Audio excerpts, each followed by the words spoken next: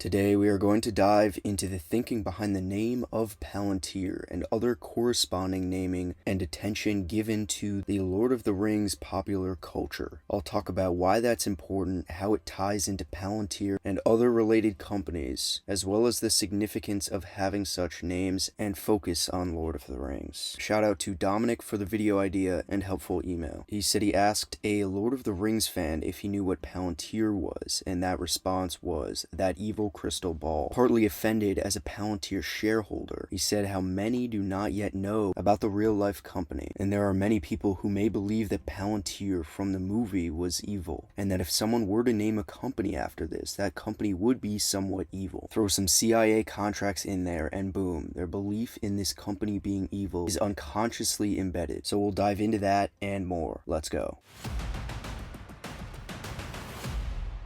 So first I want to play a clip from a video that I put out in mid-February of this year, a review of Peter Thiel's book 0 to 1, sharing 5 core lessons in business secrets from the man behind Palantir. So it's a very short clip here that I want to share in relation to imagery, slogans, advocacy, and obsession that Peter Thiel talks about being very important for a startup and for any business to drive camaraderie around a mission and a company culture. So have a listen to this. Company culture. The 4 dimensions to corporate culture. Imagery. Using branded clothing and merchandise to show others in your company that you belong. Slogans. Catchphrases and idioms are great tools to build strong relationships among members of a team. Advocacy. Advocating and broadcasting the main problem you aim to focus on tackling, which is usually the mission. Obsession. Find like-minded people. Use active employees to recruit other like-minded who are obsessed with solving the same problems. The goal is to create and foster a strong and unrivaled company culture. Okay, so from there you can pretty much understand where they're coming from.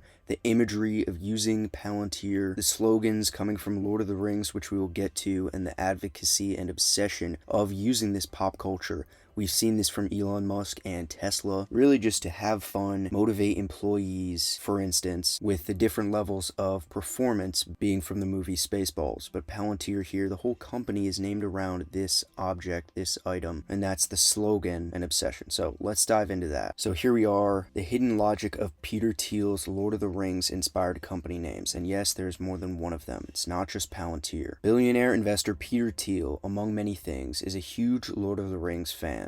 At least 5 of his companies have names inspired by J.R.R. Tolkien's fantasy series. Many tech company names rarely make sense, and since Thiel's firms draw on mystical armor, fantasy destinations, and elvish foods, you might think the same about them, but delve into the details and a cryptic logic emerges. Starting off with Palantir, of course. In Middle-earth, Palantirs, and this is getting into Lord of the Rings connection here, are seeing stones that help users communicate with others, as well as see past or faraway events. See what he did there? Mind you, in Return of the King, the reckless Pippin endangers his world's safety by using a Palantir irresponsibly. Thiel's sight-enhancing tool has raised concerns over the use. Okay, yeah. We've talked about that before. They love to bring that up in every article, but I'm not going to get into that now. Valor Ventures LP. The Valar are powerful spirits that developed and shaped the world. Likewise, the early-stage venture capital firm swoops down from on high to grow startups. What's more, it was registered in New Zealand in 2009, putting it close to director Peter Jackson's hallowed film grounds for the movies based on the books. That's an interesting note right there, so let's see if we can find out some more about this. They say they invest in high-margin, fast-growing technology companies that are pursuing huge market opportunities. BlockFi's on the list, you may have heard of that company. I'm not really recognizing any of these other ones, but yeah, a US-based venture capital fund, backed by Peter Thiel, founded in 2012. And then we have Mithril Capital, and this is one that I've actually talked about before. We talked about earlier this year, actually January 2nd in a video. Let's read the description. This growth stage venture firm is named after the material that Bilbo and Frodo Baggins use as armor in Tolkien's universe. The title emphasized the metal's ability to both protect and transform at the same time.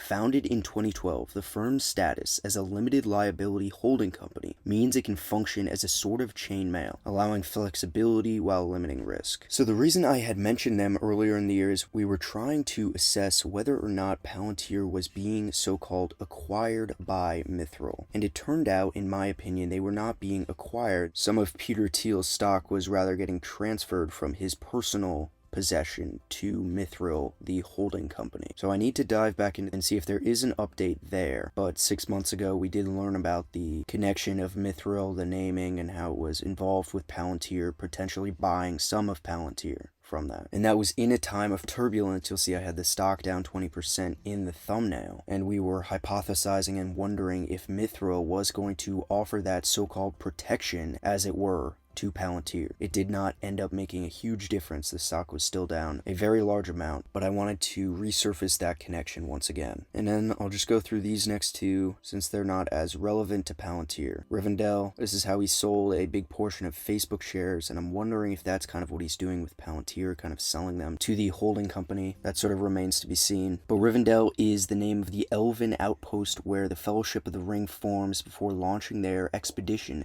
to Mount Doom. Accordingly, the LLC does not do much by itself, but acts as a gathering place for the funds before they are tasked with exciting missions elsewhere. Last LLC here is Lembas. It's named after the surprisingly satiating elvish bread that sustains Frodo and Sam on their travels. Lembas, like Rivendell 1, was used to trade Facebook shares, providing sustenance to Thiel's hungry bank account. So what is the theory here? It's hard to identify an overarching logic that ties all of these names together. Thiel often shows a fondness for elves, and mostly sides against the main antagonist. But the names also suggest solidarity with soldiers, hairy-footed hobbits, and even all-powerful spirits. If anything, taken together, the names would work like the technology at the heart of Thiel's business. In isolation, their specific purpose is clear, but in combination they work like magic in ways we can't imagine. So I think this article did a great job bringing the descriptions together. Mentioned before moving on that Palantir even refers to its employees as hobbits on the conference call. It has, at least in the past, which I think is very interesting to see them even doing that in a public way, kind of taking that company culture and not being afraid to move it in a public light. Lord of the Rings fandom, and Palantir getting named after this semi-evil object, and usage being communication not always in the best light, is definitely something that superfan Thiel knew about when suggesting this name, whether it was him or someone else, whether it was Carp or I don't know exactly who came up with the name and initially suggested it, but I'm sure they're aware that name is not always going to spark the most positive thoughts of Palantir. So it's still interesting regardless that they chose the name Palantir. And me even just thinking about it now, it's like them saying we know there's going to be misunderstandings of the company, what we do, but our intentions are right. And you need to get to understand our technology, our focus, and what we're actually doing for the world. But used in the wrong way, the software we have can definitely do harm. But that is probably why you hear Carp so often talk about civil liberties and protecting those. The Palantir in appearance were dark, perfectly smooth spheres of varying sizes. Some were small and portable. We've heard Palantir talk about the portability of working on the edge, while others, particularly the Master Stones, were too enormous to be lifted by men. The Palantir could not transmit sound. They can only show visions or intended thoughts of users. In one direction, they could see for leagues, with the farthest places offering the least clarity. Their vision was not based on obstacles, but on darkness. They could see through things,